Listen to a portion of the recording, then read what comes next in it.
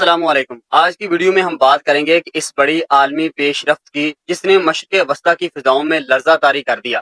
ایران اور اسرائیل کے درمیان جاری 12 روزہ جنگ آخرکار ایک غیر متوقع جنگ بندی پر کیسے ختم ہوئی؟ اس سارے معاملے کا اصل پس منظر کیا تھا؟ امریکہ، قطر اور ایران کے کردار کیا تھے اور دنیا حیران کیوں رہ گئی؟ آئیے اس ساری کہانی کو سمجھتے ہیں۔ بات شروع ہوتی ہے اس وقت سے جب ایران نے قطر میں موجود امریکہ کے سب سے بڑے فوجی اڈے العدید ایئر بیس کو نشانہ بنایا۔ ایران سے 19 میزائل فائر کیے گئے۔ قطر، UAE، بحرین، کویت اور عراق نے فوری طور پر اپنی فضائی حدود بند کر دی۔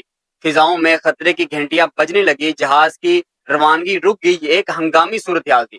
اگرچہ میزائل فائر کیے گئے مگر قطر کے دفاعی نظام نے زیادہ تر میزائلوں کو کامیابی سے نکارہ بنا دیا۔ کوئی جانی یا مالی نقصان رپورٹ نہیں ہوا۔ ایران کا موقف تھا ہم نے رہائشی علاقوں سے دور حملہ کیا ہے، صرف امریکہ کو نشانہ بنایا، قطر ہمارا برادر ملک ہے۔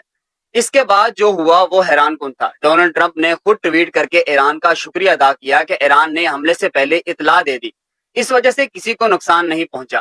یہ ایک فیس سیونگ موو سمجھی گئی۔ آخر یہ جنگ رکی کیسے؟ یہاں قطر نے کلیدی کردار ادا کیا۔ الجزیرہ کی رپورٹ کے مطابق قطر کے وزیر اعظم شیخ محمد بن عبد الرحمن الثانی نے خود ایران سے رابطہ کیا اور بتایا کہ اسرائیل جنگ بندی پر تیار ہے، اگر ایران بھی آمادہ ہو جائے تو عالمی سطح پر امن کا راستہ کھل سکتا ہے۔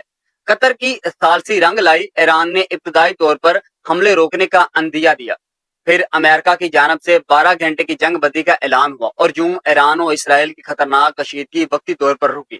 ایران کے وزیر خارجہ نے بیان دیا کہ جنگ کا آغاز ہم نے نہیں کیا، اگر اسرائیل کارروائیاں روک دیتا ہے تو ہم بھی خاموش رہیں گے۔ اس پر پوری صورتحال سے دو باتیں واضح ہوئیں۔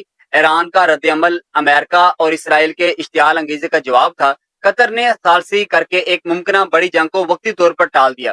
دوستو، سیاست، جنگ اور امن جیسے حساس موضوعات کو سمجھنا اور سمجھانا کتنا ضروری ہے۔